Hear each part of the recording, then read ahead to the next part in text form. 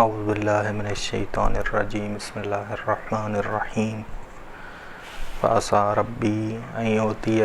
یؤتینی خیرا من جنتک ویرسل علیہا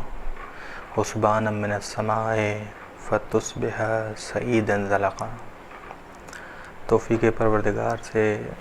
سورہ کہف کی تفسیر جاری تھی۔ آیت نمبر 40 سے لے کے 40 تک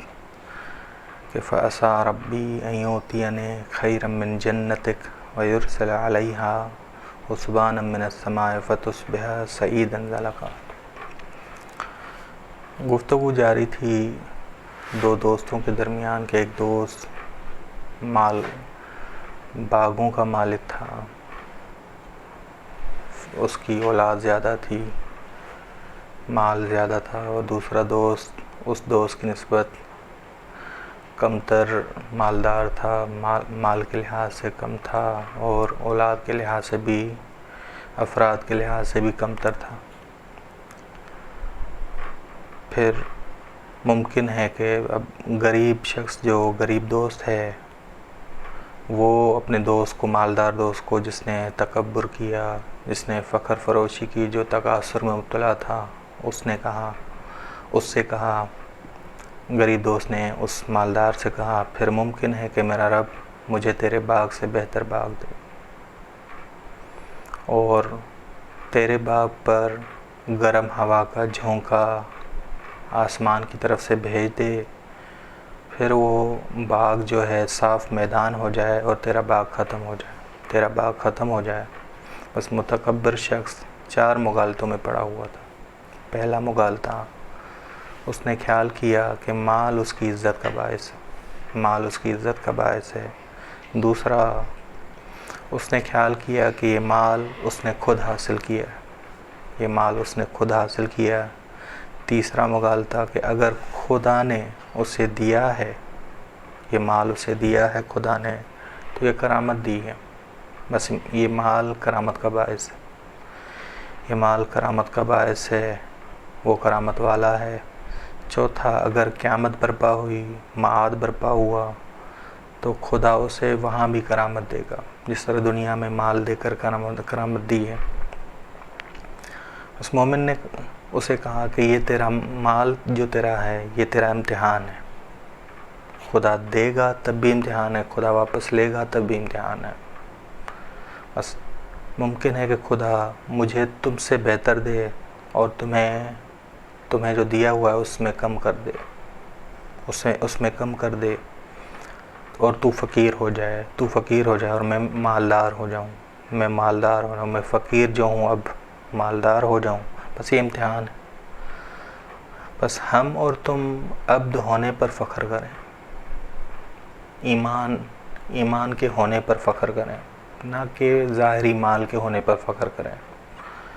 نہ کہ مال کے زیادہ ہونے پر فخر کریں۔ کہ ایک شخص جب امام خلیفہ بنے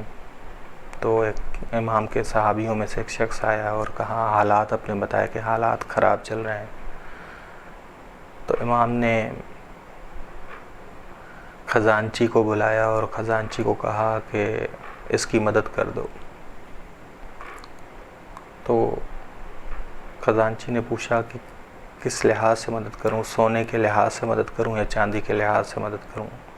امام نے کہا، کلاہما عندی حجر،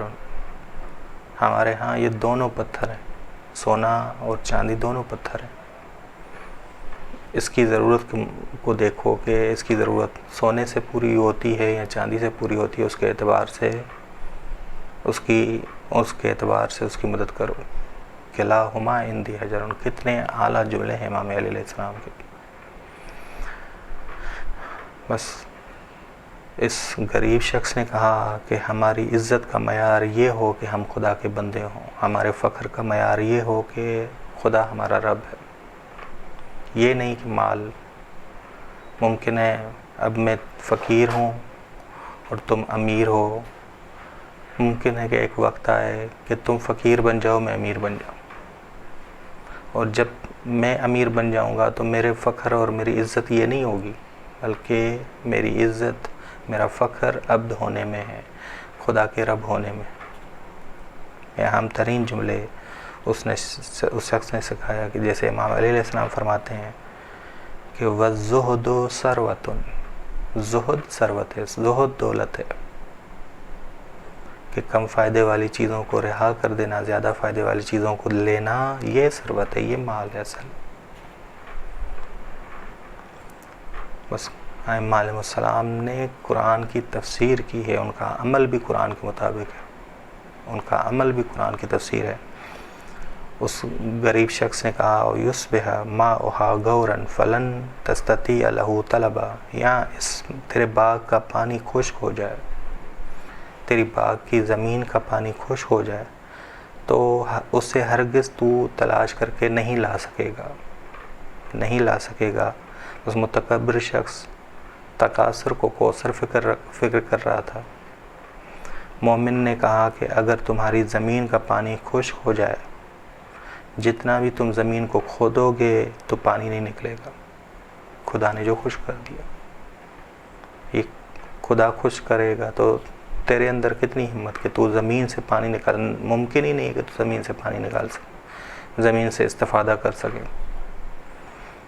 اگر تیری زمین سے خام تیل، جس خام تیل کی وجہ سے تو تکبر کر رہا ہے، خام تیل جو نکلتا ہے وہ خدا خشک کر دے، پھر کہاں سے کر سکو گے؟ اگر تیری زمین سے جس سے تیری گیس نکلتی ہے خدا اسے خشک کر دے، تم گیس کہاں سے نکال پاؤ گے؟ یعنی صرف یہ نہ سمجھیے گا کہ یہ آیت ہم پانی پہ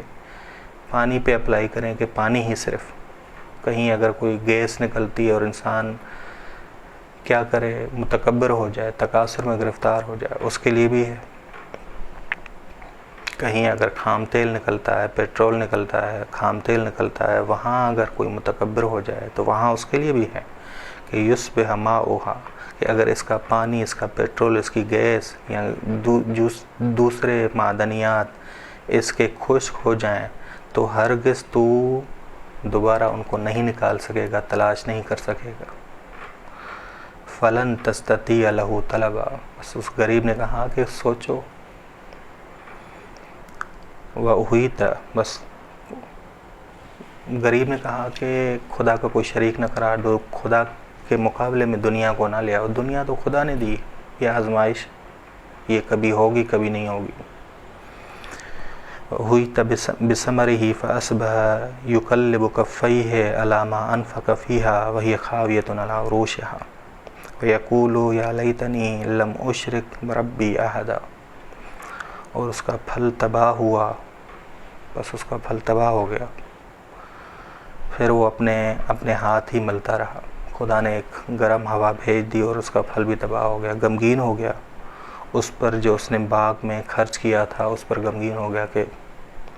اور اس کے بلند درخت زمین پر گر پڑے، وَهِیَ خَاوِیَةٌ عَلَىٰ عُرُوشِهَا، اس کے بلند درخت زمین پہ گر پڑے،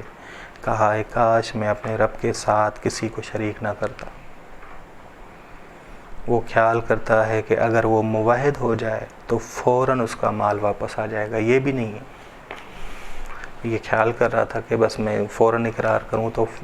فوراً وہ جو نقصان ہوا ہے وہ واپس آ جائے گا، نہیں، ایسا بھی نہیں، ایسا بھی نہیں ہے، ٹھیک۔ وَلَمْ تَكُنْ لَهُ فِئَةٌ يَنْصُرُونَهُ مِنْ دُونِ اللَّهِ وَمَا كَانَ مُنْتَصِرًا، اور اس کی کوئی جماعت نہ تھی جو اللہ کے سوا اس کی مدد کرتی، اللہ کے سوا اس کی مدد کرتی، نہ ہی وہ خود کسی سے انتقام لے سکتا ہے، نہ وہ خود کسی سے انتقام لے سکتا ہے، نہ اس کے پاس کوئی جماعت ہے جو لشکر الہی کا مقابلہ کر سکے، جو خدا کے بھیجے ہوئے آئے ہیں، جو عذاب اس پر نازل کر رہے ہیں، اس کا مقابلہ کر سکیں۔ بس ثابت کیا ہوا؟ ثابت بس وہ کہتا تھا کہ میرا خیال نہیں ہے کہ یہ باغ تباہ ہو جائے گا، وہ کہتا تھا کہ میرے پاس میرا قبیلہ، میرا خاندان، میرے فرزند زیادہ ہیں، میرا گروہ زیادہ ہے، میرا لشکر زیادہ ہے، بس ہر جگہ میرے کام آ جائے گا، لیکن عذاب الہی کے مقابلے میں کوئی کام نہیں آ پائے گا، اس کوئی نصرت اس کی نہیں کر پائے گا۔ ثابت کیا ہوا؟ ثابت یہ ہوا آیت نمبر 44، ہنالک الولایۃ للہ الحق، یہاں ثابت ہوئی سرپرستی حق خدا کی ہے، نصرت خدا کی ہے، صرف خدا کی ہے، اور کوئی نصرت نہیں کر پائے گا۔ تبھی قرآن نے بار بار کہا ہے وَلَا هُمْ يُنصَرُونَ، قیامت کے دن جو یہ اتراتے ہیں کہ اولاد ہمارے پاس، دنیا میں یہ کہیں عدالت میں جاتے ہیں، جج کو خرید لیتے ہیں، یا جج ان کا رشتہ دار بن جاتا ہے، جج کو پیسے دے کے خرید لیتے ہیں، جج کو خاندان سے ڈرا کے، قبیلے سے ڈرا کے یہ خرید لیتے ہیں۔ ایسا آخرت میں نہیں ہوگا۔ ہنالک الولایۃ للہ الحق، یہاں ثابت ہوا کہ خدا کی طرف سے ہی حقیقی نصرت ہے، یا یہ ولایت نصرت کے معنی میں یہاں یہ ثابت ہوا کہ حقیقی سرپرست خدا ہے، سرپرستی حقیقی طور پہ خدا کی طرف خدا ہے،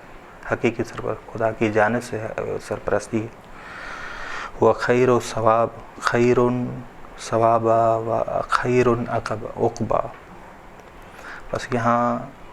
خدا کی ولایت ثابت ہوئی، ولایت حق ثابت ہوئی، اس کا ثواب ہی بہتر ہے اور اس کا دیا ہوا بدلہ ہی بہترین ہے۔ ولایت اور ولایت میں فرق، واو زبر وا اور واو زیر وے، ولایت اور ولایت میں بعض نے کہا ہے کہ کوئی فرق نہیں ہے، دونوں سرپرست کے معنی میں ہیں، دونوں سرپرستی کے معنی میں۔ ولی یا تو ولایت سے ہے یا ولایت سے ہے، دونوں ولایت یا ولایت سرپرستی کے معنی میں۔ بعض نے کہا کہ نہیں، ولایت واو پر زبر نصرت کے معنی میں ہے، اور ولایت واو پہ زیر سرپرستی کے معنی میں۔ بس ہنالک الولایۃ للہ الحق، یہاں سے ثابت ہوا، اشکار ہوا کہ سب نصرت اللہ کی جانب سے ہے، اللہ حق کی جانب سے ہے، یا یہ یہاں سے ثابت ہوا خدا ہی ولی حق ہے، خدا کی ولایت حق ہے، اسی کا ثواب بہتر ہے اور اسی کا دیا ہوا بدلہ بہترین ہے۔ وخیر عقبا، اور اس کا وہ جو بہترین انجام دیتا ہے، یا اس کا جو بدلہ ہے وہ بہترین ہے۔ وصلی اللہ علی محمد اہل بیتہ الطیبین الطاہرین۔